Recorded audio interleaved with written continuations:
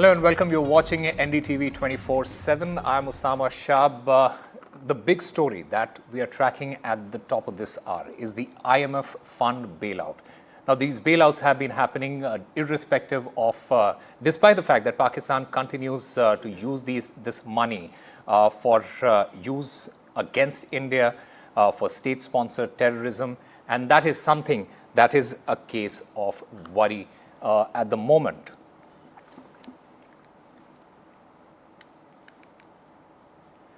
Tonight, we dive into a high-stakes crisis that is rocking the entire South Asia. The IMF has sounded the alarm. Rising tensions between India and Pakistan, it could derail Pakistan's fragile economic recovery.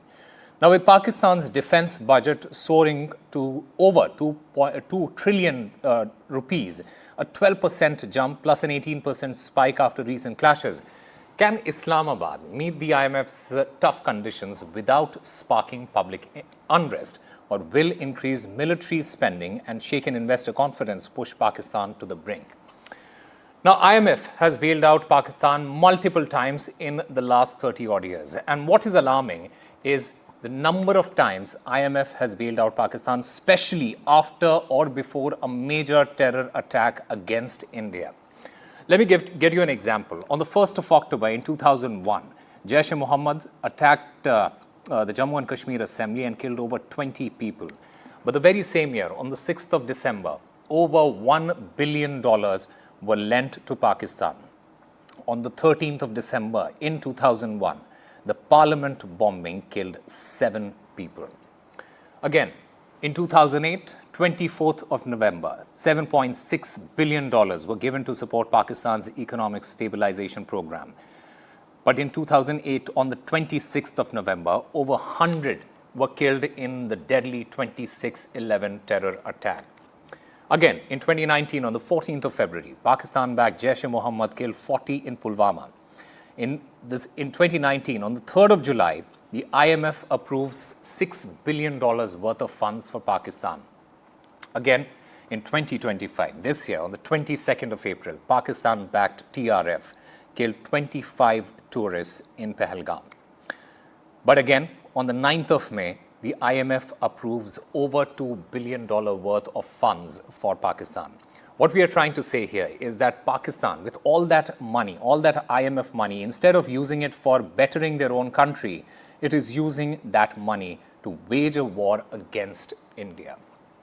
In fact, we'll be joined by our guests at this time, and they'll try to unpack the risk, India's strategic moves, and what this particular thing means for the entire South Asia region.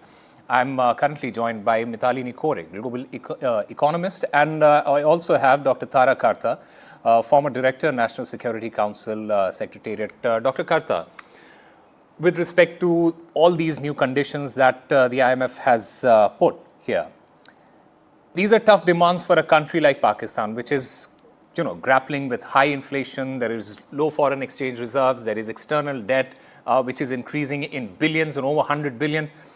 Can Pakistan meet the IMF's condition without sparking public unrest? That's a good point, because they've asked for an increase in agricultural tax from the provinces. They've asked for anti-corruption measures. They've asked for a bunch of things which is going to be very difficult to implement. But the curious part is, while they've said, they're talking of financial probity, one of the conditions is that the parliament must, approve any budget which is coming up. It has to give approval. But the funny part is that the parliamentarians' pay was increased by 138 times recently. Yeah. Once in February and once in May. So, how can you increase? Apparently, you're supposed to have fiscal prudence, and then you increase the pay by this. I can't imagine India doing that, for instance. It went from 1,20,000 or something like that up to 5 lakhs. That was one. And the second part is, of course, like you pointed out, the rise in defense spending. Late last year, they said something about 40 billion rupees increase in additional allocations. Where is this money coming from? So, and then they go running to the IMF. Yeah. So it's very puzzling, because on the one hand, just before the IMF loan came through, they were literally begging for money from all sources. And then once it is done, they start increasing, left, right, and center. So it's going to be a tough call on the people, but the elite have looked after themselves. That's my point. Which includes the parliamentarians, it includes the politicians, it includes the army. The people can fend for themselves. Yeah, true. And Dr. Karta, the bigger problem here is with the IMF. That is, the IMF. It sidesteps geopolitical issues and focuses on technical compliances, and that is something that is problematic. How can this be addressed? Because this is giving Pakistan a free hand, and this is a question for Mitali here, because it is a big problem for India, who is at the receiving end of state-sponsored terror. Absolutely, Sama. I completely agree with Dr. Karta and with yourself that, at the end of the day, when I looked at the report, the way they've, dovetailed the language in terms of Pakistan's compliance on the previous, loan tranche which has been given, it's of course reported in a very technical language, but it becomes very evident that it's not as though Pakistan met 100% of the conditions, because even in the previous tranche, because you have actually quantitative targets on the primary deficit to GDP, which they have exceeded. They have said the primary deficit to GDP should be 1%, but it's currently sitting at 1.6%, which means that they are overspending. Then they have actually put in targets for how much should be spent on education and health departments, which have not been met. Then there are conditions on how much should be actually brought in from domestic revenue. That is, Pakistan is supposed to, expand its base of taxpayers as per the conditions of the IMF of the original loan. And they have not done that. So, a lot of these measures which they have not fully met have been glossed over a little bit with the technical language to say, okay, it's a work in progress, and by the next tranche they will do it. Yeah. So I really feel like there's a long rope that's being given. Before I go to our guest Rabinder Sachdev, a foreign affairs expert, Mitali, I just want to have a quick word on this. Do you feel China as a factor is also driving this? So absolutely, Osama. If you look at the actual, vote shares in the IMF, the largest vote share is held by the US, which is around 16%. Yeah. But China also has a massive vote share of about 6 to 7%. And there are a number of other countries, which are friendly to China, say Vietnam and others, which hold healthy vote shares of between 3 to 4%.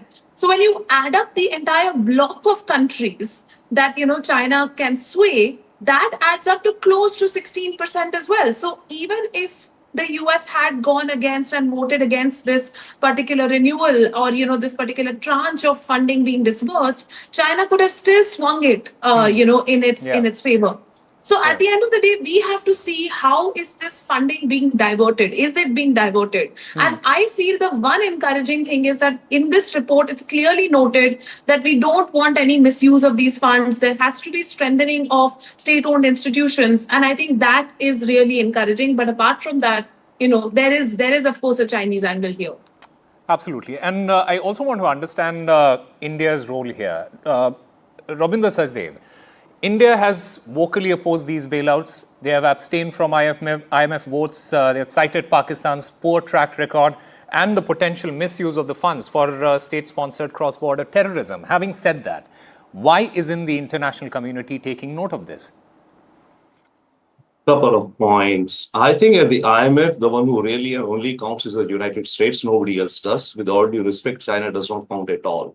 Because the IMF has the supermajority rule, under which if any major decision has to be made, has to have a supermajority of 85% plus. Only the US crosses 16%. So the US could have, nobody else can, even if China gangs up with all others, right? So yes, so the US votes now. But yes, the picture is why the US and why the world community did not. I think the bottom line which comes down to is that, in a sense, regional stability. That, if these loans are not coming through, then Pakistan would descend into chaos as if it's not already. I think that's the bottom line. One, there could be geopolitical factors, but I think bottom line is economic, or rather stability, regional stability in this region in the background of the nuclear, dangers. Now, as to the first tranche of 1.1 billion, which was given in September, and now this one, but let's go back to the 1.1 billion. As Mithali says, yes, I agree. On the technical parameters, Pakistan performed. There were three categories, one in which there were 7 parameters. Out of 7, IMF auditors said all 7 have been met. Some increase in some, energy rates, some new guarantees not announced, or whatever. There were 7 have been met, 7 out of 7. In the second category, which were some other, 5 out of 8 have been met. And the third category, which is structural benchmarks, in terms of structural reforms, etc., like public announcement of new gas tariffs being announced, etc. No new tax amnesties. Such conditions were there in the structural benchmarks. Out of 13, 9 have been met. So on that checklist, Pakistan did okay if looking purely at that checklist. Yes, yeah, please. The thing is, this crisis, Pakistan's crisis, it isn't just a regional issue. It also ripples globally. And if this continues, what are the global implications that we are looking at? Sure, they're looking at, the point is regional and global, the implications, of everything, of terror, there are regional and global implications, of the nuclear threats, there are regional and global implications of, not only a regional nuclear war, it's also about proliferation of dirty bombs falling into the hands of extremist elements, be it wherever in the regions going across to Europe and even to the US. It's all there. But the world is perhaps, taking note, but at the IMF, this particular, let's say, issue, the parameters, the technical parameters have been met for the first tranche. So that's why going into the second tranche. What could have helped, other than the US veto, was some progress on the Financial Action Task Force. Because then what the IMF does, it puts the conditions of the FATF into its loans. But I think the problem we ran into with the FATF, we would have talked. FATF meets 3 times a year. I think the last meeting, typically February, June, and some other month. So the Pahalgam happened in April, right? So even now, if we are approaching the FATF, they don't have a meeting coming up. Their next meeting is in June, when we could maybe put in more aspects of the terror related, which then could be plugged into the IMF conditions. So I think there's a mismatch of timing, because there's a lot of question that why not FATF, etc. has been going around. So we got to understand that FATF does not, have ad hoc meetings. They have a calendar which is set thrice a year, February, June, and once more sometime in the year. So whatever we take from Pahalgam or other Pakistan's enhanced, terror networks. But remember, even FATF, sure it works, but FATF is essentially like a KYC of banking. Yeah. Right? Yeah. That you're making sure that the money is coming from accounts which are not linked to any money laundering and going into account which has had a KFC. But yes, what FATF does, it puts conditions like you prescribe higher punishments. Like for money laundering, it should not be a 5-year prison. It should be like a 20-year prison. And your courts should move faster. Okay, if a case of money laundering goes into Pakistani courts, it's not that it should keep on pending for 20, 30 odd years. Your courts should be reformed, the judicial system. That's why last time Pakistan went out of the grey list, because Pakistan showed some progress in that. It said that, okay, I made some judicial reforms. When there are instances of crimes or cases related to terror financing, etc., they will move faster in the courts. The punishment when it happens will be higher in quantum. So that was why Pakistan got out of the FATF last time. But India should be going back, I think, definitely in June, asking for more again FATF lens and reforms in Pakistan in order to net the terror risks and the terror networks. Right. Dr. Tarakarta, this escalation, which is driven by tensions with India, it also threatens economic stability in many ways, in several ways. Will this increase military spending and the shaken investor confidence push Pakistan to the brink? And I also want to understand the fiscal impact that we are looking at. See, IMF was set up after World War II to have, in terms of economic stabilization. That was the whole point of IMF. I would like to know how a war does economic stabilization? That's Yeah, the fundamental true. question. How do you Yeah. answer this question? Right? So, also the second question, what has the war cost Pakistan? Surely there are costs. How are they going to justify it in terms of responsible spending, which is the main goal of the IMF bailout here? So these two are not, it's not possible, right? Now, arising from that, the point is Pakistan's FDI anyway is virtually non-existent. The IMF loan went through because the Saudis came in with a bailout. I mean, they had to show a certain amount of foreign exchange. So the Saudis came in with, I think, 1.6 billion. Chinese came in with something. So these figures, when the IMF says, oh, it has showed a satisfactory foreign exchange, why don't you look at how that foreign exchange came? So, Yeah. I mean, whole report, I'm sorry, is weird. And But like you said, the costs on Pakistan are also going to be huge. But unfortunately, the Pakistani people, like I said, who will pay those costs, you're going to have trouble.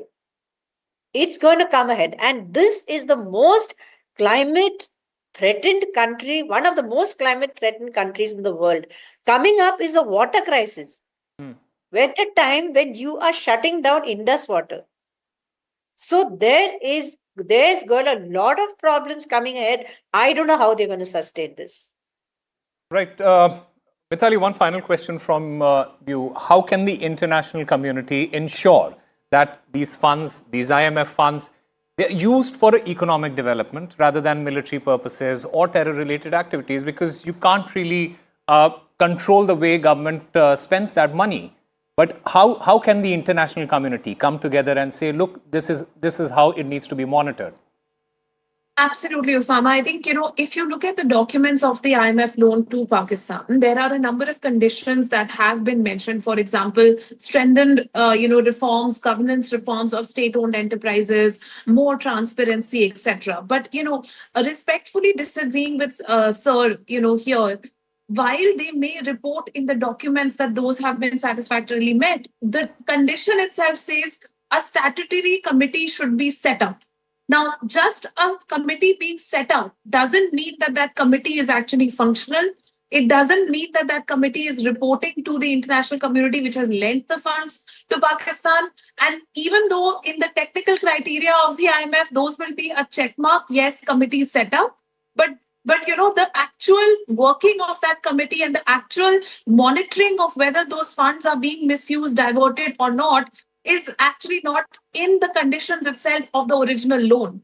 So I think at this point in time, there is a need to calibrate the conditions of the loan itself and say, we need constant monitoring. We need to understand where the money is being spent and we need to understand how much is being diverted. And you need to bring in more digitization, more transparency, more checks and balances. Unless that is done, there's no hope. And honestly, at this stage, when I look at the whole global community's reaction, like Shiv also said in one of his videos recently, it's really becoming hollow. So as Absolutely. Indian, as the Indian counterparts here, we have to make our case strongly and vociferously for increased monitoring. Absolutely, and very well said there, Mithali. And I thank all the guests for joining us. The big question still remains: these IMF bailouts amid the terror charges, is it emboldening Pakistan? These funds.